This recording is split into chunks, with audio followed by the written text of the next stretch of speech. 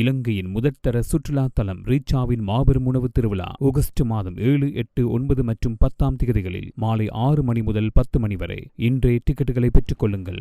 நாடு முழுவதும் பல சிறைச்சாலைகளில் ஏற்பட்டுள்ள மோதல்கள் மற்றும் பதற்றமான சூழ்நிலையின் பின்னணியில் பாரிய சதித்திட்டம் ஒன்று முன்னெடுக்கப்பட்டு வருவதாக புலனாய்வு பிரிவினர் தகவலையும் வெளிப்படுத்தியுள்ளனர். நாட்டின் 5 சிறைச்சாலைகளிலே கலவரங்கள் வெடிக்கக்கூடும் என புலனாய்வு பிரிவினர் ஏற்கனவே எச்சரித்திருந்தனர். எச்சரிக்கை விடுக்கப்பட்ட சில நாட்களின் கொழும்பு மெகசின், குருவிட்ட மற்றும் நீர்கொழும்பு, பல்லன்சேனை ஆகிய சிறைச்சாலைகளிலும் ஒரே நேரத்திலே வன்முறை சம்பவங்கள் இடம்பெற்றன. இந்த அமைதியற்ற சூழ்நிலை காரணமாக 3 கைதிகள் உயிரிழந்துள்ளனர். கொழும்பு மெகசின் சிறைச்சாலையிலே மதிலுக்கு வெளியிலே இருந்து அடையாளம் தெரியாத நபர்களால் வீசப்பட்ட ஹெரோயின் போதைப் பொருள் பொதியொன்றை சிறைச்சாலை அதிகாரிகள் பொறுப்பேற்றதை அடுத்து கைதிகளுக்கு இடையே முதலில் பதற்றம் ஆரம்பமானது. அது அடுத்த நாளும் தொடர்ந்தது. அடுத்து குருவிட்ட சிறைச்சாலையிலும் கைதிகளுக்கு இடையே கடும் பதற்ற நிலை ஏற்பட்டது. ஆத்திரமடைந்த கைதிகள் அங்கிருந்து மருத்துவமனை மற்றும் பல கட்டடங்கள் மீது தாக்குதல் நடத்தி பலத்த சேதங்களையும் ஏற்படுத்தினர். நீர்கொழும்பு சிறைச்சாலையில் இருந்து குருவிட்ட சிறைச்சாலைக்கு இடமாற்றம் செய்யப்பட்ட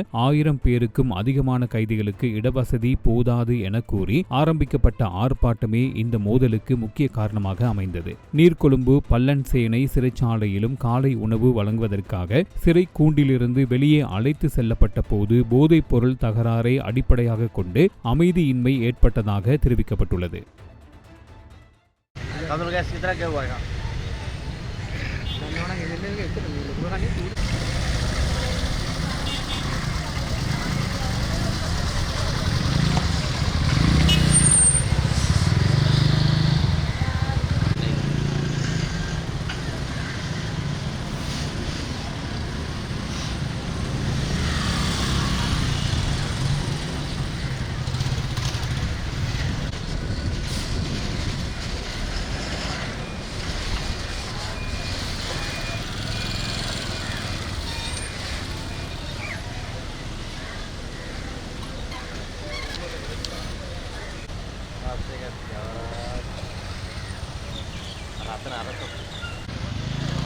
Live chat kali ini.